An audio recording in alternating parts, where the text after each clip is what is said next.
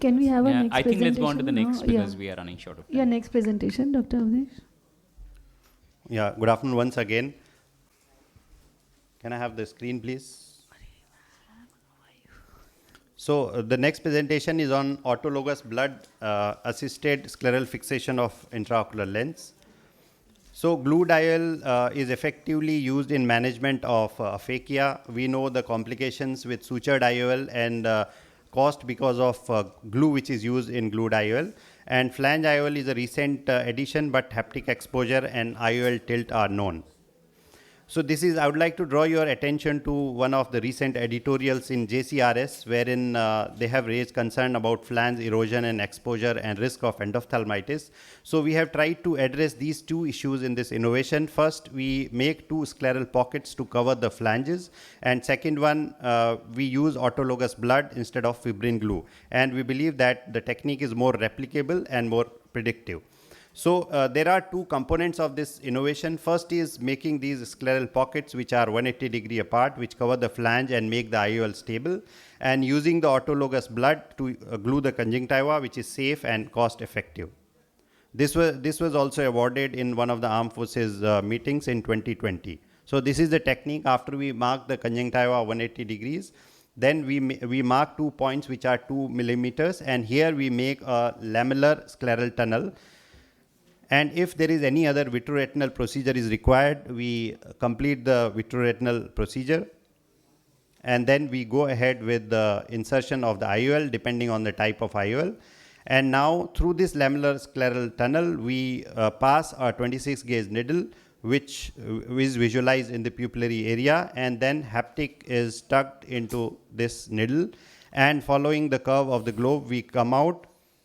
And then after the haptic is exteriorized, we use a heat cautery to make a flange, and this flange is buried in the lamellar scleral tunnel.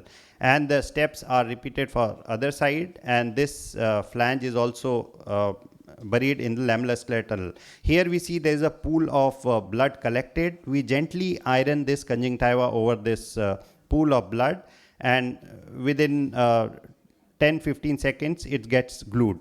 Now the other side, we do not have a pool of blood, so we just puncture one of the conjunctival vessels, keep the surgical area dry, wait for some time, and then we iron out this conjunctiva over the sclera, and this side also it gets glued to underlying sclera. And the surgery is done. On day 1 post-op, you can see a circular pupil with well-centered intraocular lens. So we did this technique in 41 patients of aphakia. The mean follow-up was 503 days. Vision improved in all patients. And at 3 months, we repeated OCT just to look for the scleral cover over these flanges, and it was adequate.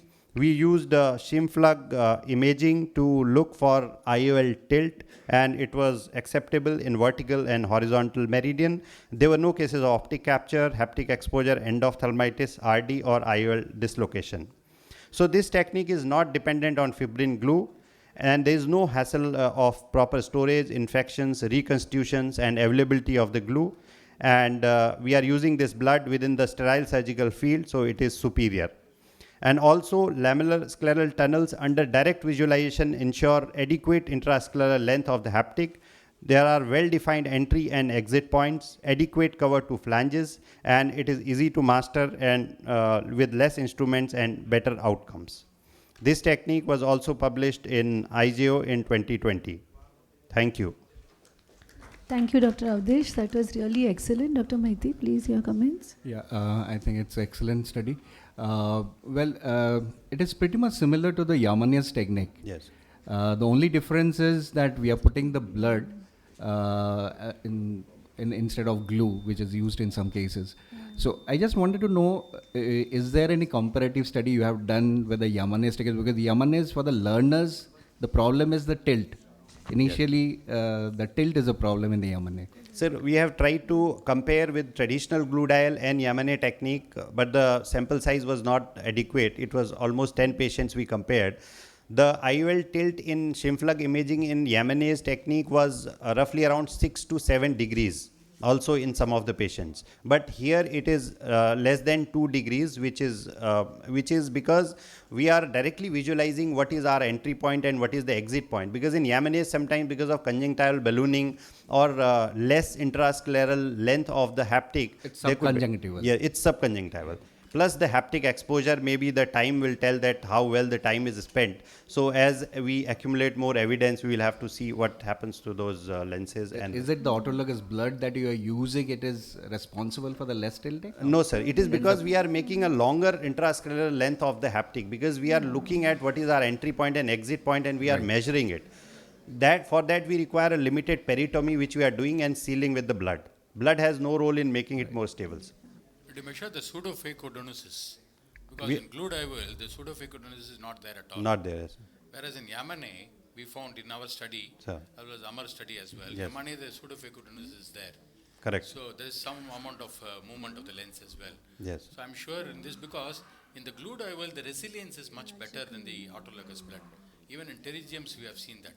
So I was wondering whether that can be a factor. Yeah. I think that is more related to the length of the tunnel, what you have been talking about. Yes. So I think since the length of the tunnel can be calibrated, so that amounts to the Stable, pseudo-phacodonosis. yes. So much stable. One question was you are using a 26 gauge needle. Yes, sir.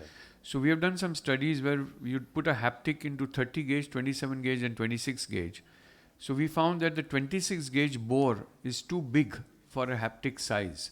So if you can tighten that down to a Yes. 27 gauge or a 30 gauge, it'll make it even more tighter. Yes, correct. And will prevent this, because sometimes if your knob is not perfect, a 26 gauge can still let the haptic slip a bit inside. Yes. While a 27 gauge or a 30 gauge will not allow that to do. Yes, sir. Absolutely correct, sir. I also faced this problem in couple of cases. So now in cases where the haptic, I think the size is small, I'm just tying a vicryl suture in addition and just burying it in the scleral, this lamellar tunnel. So that way it remains stable.